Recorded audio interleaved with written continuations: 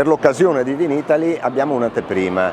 L'anteprima è presentare il cammino delle colline del Prosecco insieme ai 40 itinerari delle 3 aree UNESCO, quindi possiamo dire che questo è un evento di anticipazione, perché il vero e proprio debutto del cammino lo avremo fra qualche settimana. Stiamo definendo gli ultimi dettagli. È stato un percorso veramente lungo e impegnativo, pieno di problemi che abbiamo poi scavalcato e siamo riusciti a risolvere, e ormai siamo in dirittura di arrivo.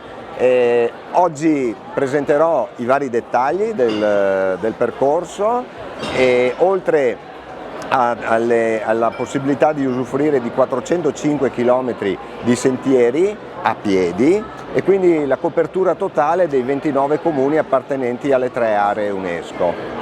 È stato un percorso durato più o meno 3 anni. Diciamo che l'aver ideato questo cammino è stato un concetto abbastanza veloce. C'è stato poi il problema della burocrazia, il problema della parte tecnica, delle omologazioni, della nomina anche nella lista dei cammini nella Regione Veneto, quindi tutto questo ovviamente ha rallentato. Per me significa coronare un sogno, perché ovviamente rappresenta l'apice di tutto il lavoro che ho fatto nelle Prealpi.